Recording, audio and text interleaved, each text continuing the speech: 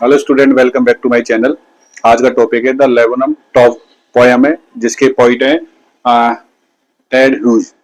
ये जो पोइम है ये बहुत ही एक रिलेशनशिप, बहुत ही अच्छे रिलेशनशिप को बताती है, एक लेबनन ट्री और गोल्डफिश बर्ड्स के बीच के। लेकिन आप वीडियो देखने से पहले चैनल को सब्सक्राइब जरूर करें और वीडियो को लाइक शेयर करना ना भूलें। तो स्टार्ट करते हैं द लेबनम टॉप।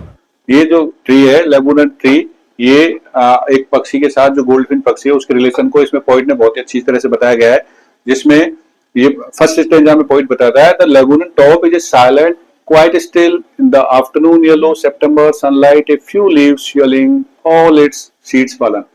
मतलब जो पेड़ है लेबनम, वो सितंबर के महीने में बिल्कुल शांत है। उसकी जो टॉप्स पत्तियां हैं या टहनियां हैं वो बिल्कुल शांत है, जैसे कि मृत प्राय दिख रहा है। और उसमें जो सीड्स हैं उसके सभी बीज हैं वो गिर गए हैं और उसकी पत्तियां कैसी हो रही हैं?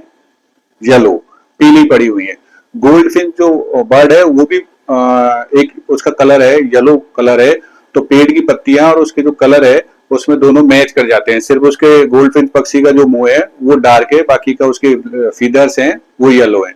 तो फर्स्ट स्टेंजा में बताता है पॉइंट कि जो लेबनन टॉप ट्री है वो बिल्कुल निर्जीव पड़ा हुआ है, साइलेंट पड़ा हुआ है और उसमें कोई भी मोमेंट नहीं है।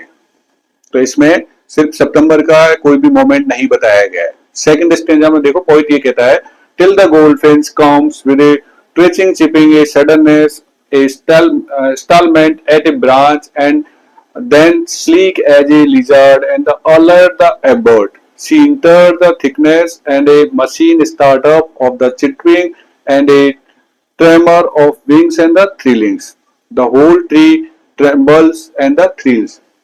तो अब सेकेंड स्टेंजा में पोइट ये कहता है कि जैसे पेड़ है वो बिल्कुल शांत है, लेकिन अचानक से उसमें जब गोल्डफिश आके बैठता है तो पेड़ में बहुत सारे मोमेंट्स हो जाते हैं जो उसके पक्षी हैं, क्योंकि गोल्डफिश जो पक्षी है उसका घोंसला उस पेड़ के अंदर है। पेड़ के अंदर है तो वो नेचुरल है, उसके स्मॉल वंस, उसके छोटे बच्चे उस घोंसले के अंदर रहते हैं, इसलिए वो उनके लिए खाना लेके आता है। तो जब वो पक्षी उसमें आता है गोल्डफिश, तो उसमें पेड़ में अचानक से सडननेस, अचानक से परिवर्तन आने लगते हैं, उसमें चहल पहल होती है। उसके जो बर्ड्स हैं वो लेजार्ड जैसे होता है, धीरे धीरे चलते हुए थिकनेस की तरफ जाते हैं पेड़ में, और वो गोल्डफिश पक्षी के आसपास साउंड्स करते हैं एक्साइटमेंट में, खुशी के साथ चिपरिंग चिपरिंग, ऐसे जो आपने पक्षियों की आवाज सुनी होगी उस खुशी के साथ वो उसके वहां पर मूवमेंट करते हैं। जैसे ही इसमें सेकंड स्टेंजा में जब गोल्डफिश की एक्टिविटीज के बारे में बताते हैं उसमें मूवमेंट आने लगते हैं। थर्ड स्टेंजा में पॉइंट कहता है it is the engine of her family.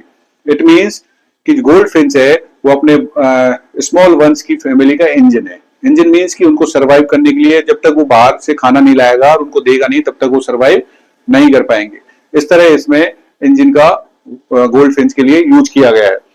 C stokes it full then flicked and to the branch and the showing her barrel face identity mask। तो थर्ड स्टेज में poet ये बताता है जैसे कि उसकी फैमिली का इंजन है, सभी वो अपने बच्चों के लिए फूड वूड सब गोल्डफिश पक्षी लाता है।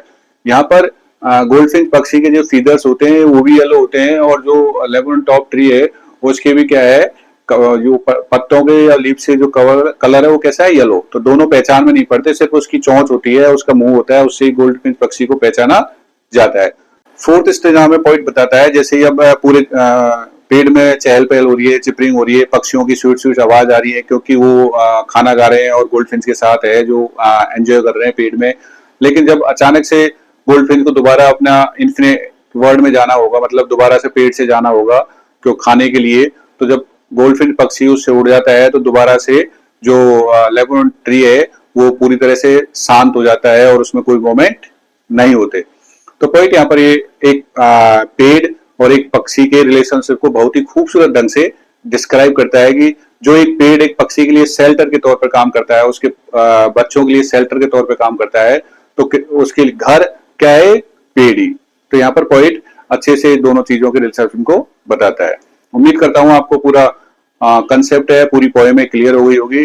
अगर फिर भी आपको कोई डाउट है तो हमें कमेंट्स बॉक्स में जरूर लिखें, और आपकी स्क्रीन पे इंस्टा आईडी दिख रही होगी, उसको फॉलो जरूर करें।